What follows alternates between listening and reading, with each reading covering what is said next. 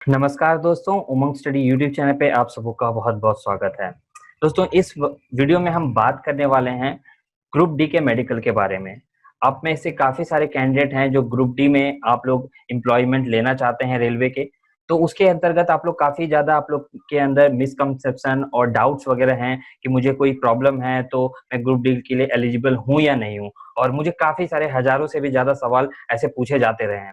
मैं railway employee नहीं हूँ, मुझे उतना ज़्यादा क्या कहता है इसके बारे में नॉलेज नहीं है, इसलिए हमारे साथ रेलवे एम्प्लॉयी ग्रुप डी के चेतन जी जुड़े हुए हैं, जो कि पूरे आप लोग के लिए क्लियर करेंगे। आप लोग के क्वेश्चंस भी मैंने काफ़ी 60-70 क्वेश्चन लेके रखा है, वो भी बताएँगे और जनरल क्वेरी भी बताएँगे।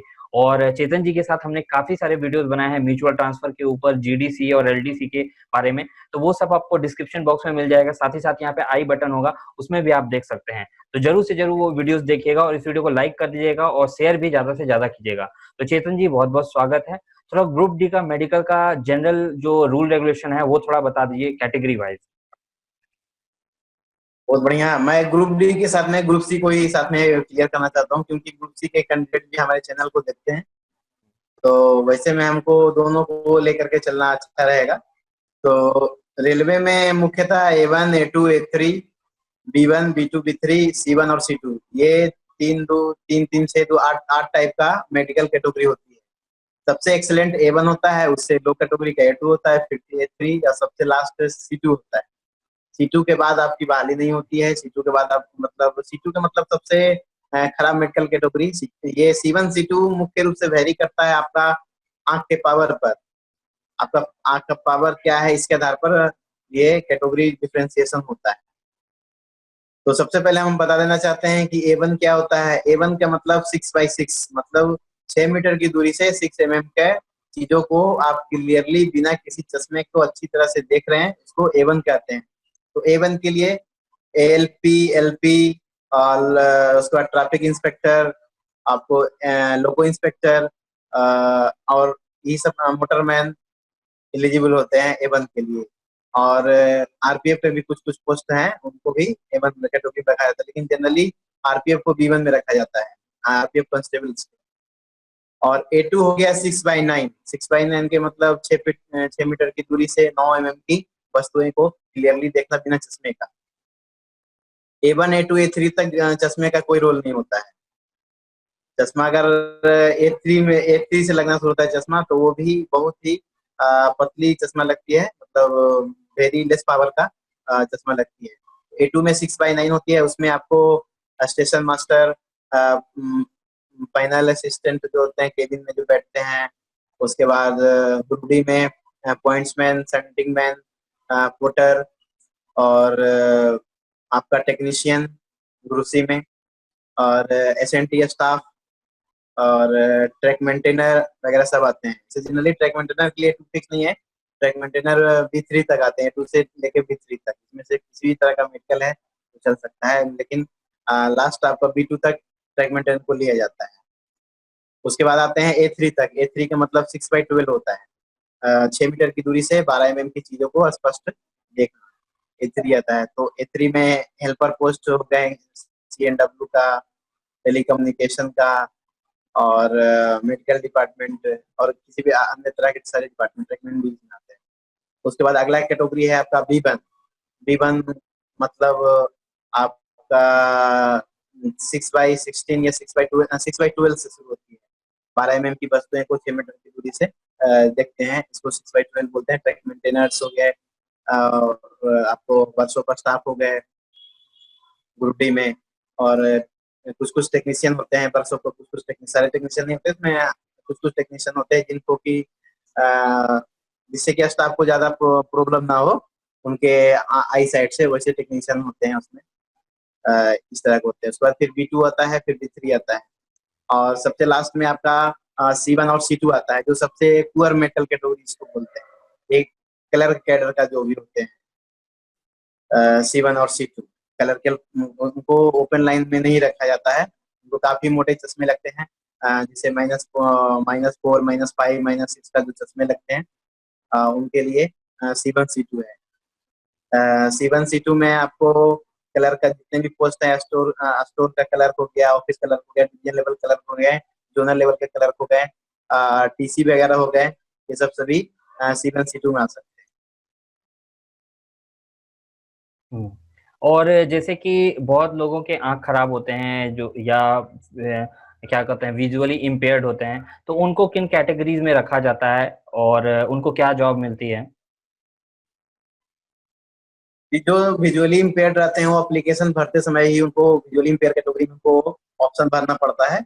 और जब आपका सिलेक्शन हो जाता है तो डॉक्यूमेंट वेरिफिकेशन समय में आपको विजुअली इम्पेयर का सर्टिफिकेट दिखाना पड़ता है। जब तक आपको विद इन 6 मंथ के अंदर का जो सर्टिफिकेट बना हुआ है, तो जब तक आप नहीं दिखाते हैं जब तक आपको एलिजिबल नहीं माना जाएगा। सिर्फ आंख, एक आंख नहीं है या दोनों आंख नहीं है, या फिर बिना किसी यंत्र के नहीं देख सकते हैं, या बिना किसी यंत्र के नहीं सुन सकते हैं, हाँ, तो वैसे के लिए सिर्फ दिखाने मात्र से कुछ नहीं होता है। उसके लिए आपको एक सर्टिफिकेट प्रोड्यूस करना पड़ता है। वो सर्टिफिकेट प्रोड्यूस कीजिएगा सर्टिफिकेट तो ही आपको सेंट्रल रेलवे डॉक्टर गवर्नमेंट का। बनेगा। जी जी जी, बोलिए बोलिए। सर्टिफिकेट कहाँ का बना होना चाहिए, क्योंकि ये बहुत इंपॉर्टेंट रहता है, क्योंकि आपका जैसे कि ब्लॉक में भी बन जाता है, डिवीजन में भी बन, मतलब कि जिला में भी बन जाता है, या सेंट्रल गवर्नमेंट फॉर्मेट का, क्या इंपॉर्टेंट रहता है इसके लिए? सबसे पहले तो आपको डिस्ट्रिक्ट लेवल तक का सर्टिफिकेट, मतलब जिला पदाधिकारी का मुहर होना चाहिए, और वो विद इन 6 मंथ का होना चाहिए। और दूसरा, इसमें एक नया फॉर्मेट रेलवे देती है सेंट्रल गवर्नमेंट फॉर्मेट में, तो इतना करवाने के बाद फिर से आपको ये सारे सर्टिफिकेट डिस्ट्रिक्ट लेवल का बनाने के बाद आपको सेंट्रल गवर्नमेंट फॉर्मेट में फिर से दोबारा बनाना पड़ता है ऊपर लेवल। तो ये इनको जो क्या कहता है, इनके लिए मतलब कोई भी मेडिकल कैटेगरी नहीं दी गई है, ये अलग ही कैटेगरी में रहते हैं, हाँ ये पीएच टाइप में, यानी कि फिजिकली हैंडीकैप्ड में। और इनका मेडिकल हाँ, होता और है या इनके नहीं लिए सब, होता है? हाँ, इनका मेडिकल अलग ढंग का होता है। अच्छा। जनरल व्यक्ति से काफी अलग ढंग का होता है। इनको मेडिकल में थर्ली वेरिफिकेशन होता है कि ये वाकई में काम करने लायक है या नहीं है।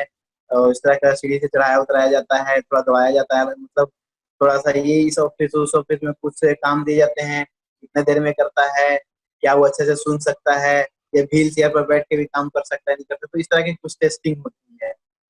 और हम्म। इसके अलावा जो जनरल टेस्टिंग होती है, पाइल्स का, हाइड्रोसिल का, ये आपका क्या उसको बोलते हैं, चेस्ट का एक्सरे होती है, और पूरे शरीर को देखा जाता है, आपका ब्लड प्रेशर वगैरह, ब्लड टेस्टिंग, शुगर टेस्टिंग, आँख आँख की टेस्टिंग होती है, ये सब होती है। बाकी जनरल कैंडिडेट का मैं अलग से बताऊंगा, ये मैं आपको पीएच कैंडिडेट का बता रहा हूँ, जनरल कैंडिडेट का एक सेपरेटली बताऊंगा। हाँ, तो पीएच कैंडिडेट्स के भी ये पाइल्स वगैरह ये सब अलग से चेक होते हैं, तो उनको जी मतलब कि जैसे कि हम लोग ने कवर किया था मेडिकल जो हुआ था लास्ट ग्रुप डी का, तो उसमें हमने कई सारे पीएच कैंडिडेट को भी देखा था। तो उनके लिए जो ये पाइल्स वगैरह चेक होता है, वही वही वाले मेडिकल में चेक होता है, या उनको फिर से अलग से बुलाया जाता है उसमें चेक होता है?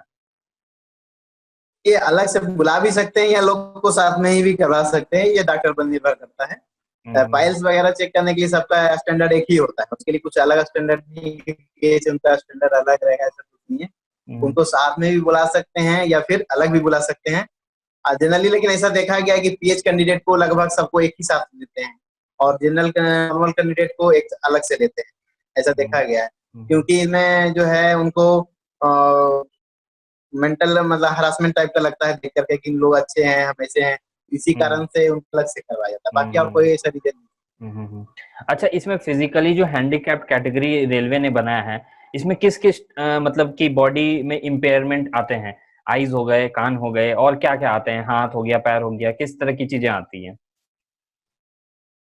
अब कान भी जो है, जैसे मान के चलिए कान काल ले रहे हैं कि कान का क्या हैंडीकैप है आपका, तो आप थोड़ा बहुत तो मशीन लगा के सुन सकते हैं। अगर एकदम से नहीं सुन सकते हैं तो ये फिर मुश्किल है, क्योंकि आपको कोई भी काम दिया जाएगा तो आपके लिए कोई एक अलग से स्टाफ नहीं नियुक्त किया जाएगा कि आपको जो है हाथ से ऐसे करके बताया जाएगा, उसके आधार पर आप समझोगे काम करो, तो ऐसा ऐसा रूल नहीं है। आपको थोड़ा बहुत किसी भी इंस्ट्रूमेंट के सहायता से आपको सुनाई देना चाहिए।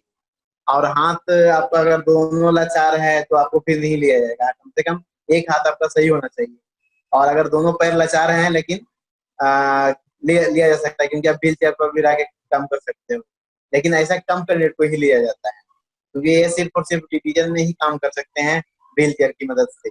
लेकिन ऐसा नहीं कि जो व्हील चेयर पर चल रहे हैं उनको लिया नहीं जाएगा, लिया जा सकता है, लेकिन उनका एक हाथ कम से कम सही होना चाहिए और थोड़ा बहुत अच्छे से वो बोल सके, बोलने में भी होना चाहिए। अगर देखने में भी परेशानी है, बोल भी नहीं सकते हैं, सुन भी नहीं सकते हैं, तो वैसे को नहीं किया जा सकता है। अच्छे से थोड़ा बहुत बोल ले, थोड़ा सा सुन ले अच्छे से और देख ले, फाइल को पढ़ सकते हैं और एक हाथ से कम काम कर सकते हैं, तो वैसे को लिया जा सकता है। लेकिन अब हर तरह से अपना चाह रहे हैं तो फिर मुश्किल है ऐसे। अच्छा, ये फिजिकली हैंडीकैप्ड जो होते हैं उनको कौन कौन से पोस्ट दिए जाते हैं, और आप अलग अलग जो इम्पेयरमेंट है उसके हिसाब से बताइएगा। जैसे कि जैसे चौकीदार हो गया, सिक्योरिटी के रीजन, सिक्योरिटी के लिए आपको जैसे किसी ऑफिस की देखभाल करनी है, नाइट के समय में सारे चले जाते हैं, आपको सिक्योरिटी के लिए चौकीदार को रखना है। तो वैसे हालत में आप पैर से लाचार हो, चोर को पकड़ नहीं पाओगे, हाथ से लाचार हो तो कुछ कर नहीं पाओगे, तो वैसे को आपको उस पोस्ट पर नहीं रखा जाएगा। उस पोस्ट पर आपको अगर कान अच्छा है, मुंह से आप बोल सकते हो, आराम से थोड़ा बहुत देख सकते हो, और किसी अलग तरह का मतलब जैसे गर्दन टेढ़ा होना या फिर पीठ टेढ़ा होना, लेकिन आप चल सकते हो, दौड़ सकते हो, तो वैसे किया जा सकता है।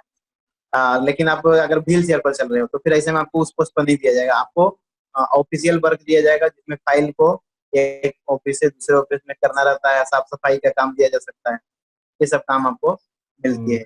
विजुअली इम्पेयर जो है उनको ट्रैक पर काम नहीं दे सकते, एसएनटी वगैरह हो, सीएनडब्ल्यू हो, ऑपरेटिंग हो, इंजीनियरिंग हो, किसी भी विभाग का ऐसा पोस्ट जो सीधे ओपन लाइन से कनेक्टेड है, उनको वैसा पोस्ट पर नहीं दिया जाता है। वैसा पोस्ट जिनसे उनको लाइन से कोई मतलब नहीं है, ऑफिशियल काम है, वही काम दिया जाता है, क्योंकि वैसे में वो खुद खुद के लिए भी डेंजर साबित होंगे और अदर स्टाफ के लिए भी डेंजर साबित होंगे, इसीलिए उनको वैसा पोस्ट नहीं दिया जाता। स्टोर कीपिंग का भी एक होता है ना पोस्ट, स्टोर कीपिंग का, वो भी मिलता है शायद। हाँ, वो स्टोर कीपिंग मिल सकता है उसमें, लेकिन इसमें शर्त यही है कि हाथ आपका सही होना चाहिए। आप कुछ सामान को इधर उधर कर सकते हो, रख सकते हो, अच्छे से रख रखाव कर सकते हो, और स्टोर कीपर में आप कम से कम रजिस्टर मेंटेन कर सकते हैं, कंप्यूटर वगैरह अगर चलाने तो चला सकते हो। आपका आई साइट ऐसा है कि कुछ वस्तुओं को आप कम से कम पहचान सकते हो, और जो भी आपके स्टाफ को कुछ सामान मांगने आते हैं तो आप उनको बोल सकते हो, कम से कम उनकी आवाज को सुन सकते हो, ये ऐसा होना चाहिए। अच्छा, ये फिजिकली जो इम्पेयर्ड होते हैं तो उनको कुछ अलाउंसेस वगैरह में एक्स्ट्रा कुछ मिलता है या कुछ सहूलियतें मिलती हैं? सहूलियत तो मिलती है उनको, आगे ग्रोथ के लिए उनके लिए अलग से एक कोटा रहता है, उनका ग्रोथ फिजिकल कोटा के लिए अलग से डिपार्टमेंटल कोटा रहता है, उनको मौका अलग से दिया जाता है, और उनको 1000 रुपया का अलग से अलाउंसेस मिलती है। उनको छुट्टियां थोड़ा ज्यादा होती है, छुट्टियां के लिए कुछ परेशानी नहीं होती है, उन लोग को आसानी से छुट्टी भी मिल जाती है, ये सब है, उनको रिलैक्सेशन मिलता है। अच्छा, तो मतलब 1000 रुपए उनको अलाउंसेस अलग से मिलते हैं और ये बाकी सारे अलाउंसेस मिलते हैं। और क्या वो जीडीसी और एलडीसी में एलिजिबल होते हैं या नहीं होते हैं, या कैटेगरी नहीं है? जीडीसी में एप्लीकेबल है, एलडीसी में एप्लीकेबल भले नहीं है, लेकिन जीडीसी में एप्लीकेबल है, वो भर सकते हैं फॉर्म, लेकिन नोटिफिकेशन में उनके लिए स्थान होना चाहिए। अगर नोटिफिकेशन में उनके लिए वैकेंसी तो कैसे भर सकते हैं, वैकेंसी उनके लिए होना चाहिए पीएच के लिए, तो भर सकते हैं। अच्छा, जो ये फिजिकली हैंडीकैप्ड हैं उनके एग्जामिनेशन जो होते हैं जैसे सीबीटी 1 वगैरह हुआ, तो ये अलग ढंग से होता है या अलग वो साथ में ही किया जाता है? सीबीटी वगैरह या सीबीटी जो भी है सब साथ में ही किया जाता है। अंतर यही है कि वो कम मार्क में सिलेक्ट हो जाते हैं, उनके लिए अलग से प्रक्रिया है, उनका कट ऑफ कम होता है, क्योंकि वो आपस में जितने भी पीएच हैं आपस में ही कम्पिटिट करते हैं। उनका जनरल कैंडिडेट नॉर्मल कैंडिडेट से कोई मतलब नहीं रहता, उनका सब कुछ मतलब अलग रहता है। जहाँ की आप नॉर्मल कैंडिडेट 80 में भी सिलेक्ट नहीं हो पाते हैं, 90 में सिलेक्ट होते हैं, वही वो 30 या 40 नंबर में सिलेक्ट हो सकते हैं। ये कंपटीशन आपस में पीएच में ही निर्भर करता है। अच्छा, जो एग्जामिनेशन वगैरह है तो जैसे कि बहुत सारे देख नहीं पाते हैं, तो पूरी तरह से अगर कोई नहीं देख पाते हैं तो वो एग्जामिनेशन कैसे देंगे? उसको एग्जामिनेशन देने के लिए सब्सक्राइबर की जरूरत पड़ती है, तो फॉर्म अप्लाई करते समय आप सब्सक्राइबर का ऑप्शन डालेंगे और सब्सक्राइबर का नाम देंगे। उसके बाद आपको जिलाधिकारी से आपको मतलब मुहर क्या उसको बोलते हैं, जिलाधिकारी से मतलब एक सर्टिफिकेट बनाना पड़ता है कि ये जो आपके आपके साथ सब्सक्राइबर जाएंगे, ये बिलो मैट्रिक का है, 10th लेवल या 10th लेवल से नीचे का है। ये अपना कुछ अपने तरफ से दिमाग नहीं लगाएंगे आपके एग्जाम में, तो वैसे लोग को सब्सक्राइबर में रखा जाता है। उनके लिए बकाई में फॉर्मेट तैयार करके मुहर लगा करके ले जाना होता है। तो लगभग सब क्वेरी तो क्लियर हो गई होगी फिजिकली हैंडीकैप्ड से। अगर आप